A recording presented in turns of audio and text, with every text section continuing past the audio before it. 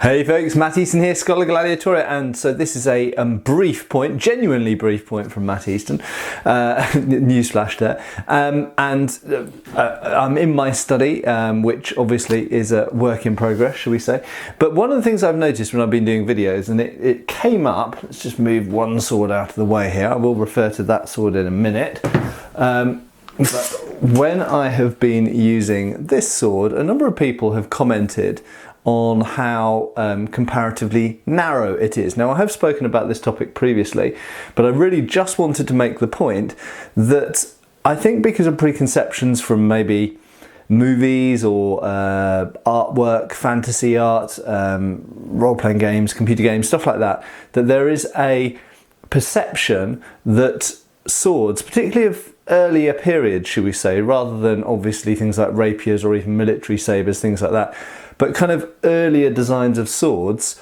are supposed to be kind of more massive or broader than they are. Now, that's not to say that there aren't broad swords around. You know, a good example, if I just grab my Langmesser, is this, and that is a broad blade.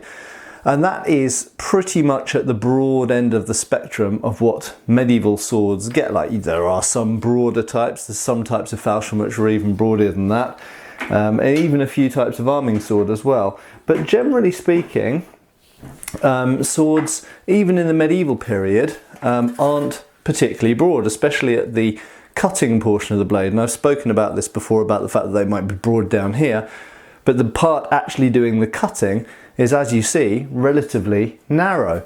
That's only about the same width at the cutting portion of the blade as many types of cavalry saber are, for example. And in fact, if we go to the later period, the era of cavalry sabers and this is amassed gunpowder, you know, you do get relatively broad blades as well. You know, that's kind of approaching a messer in broadness. And even within so-called broadswords, so this is the broadest example of a 19th century broadsword that I have ever seen, let alone owned.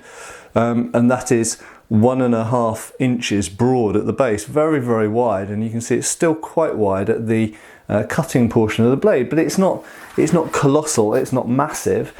And just as a comparison, here is a normal Highland officer's broadsword of the same period, perhaps maybe a little bit later.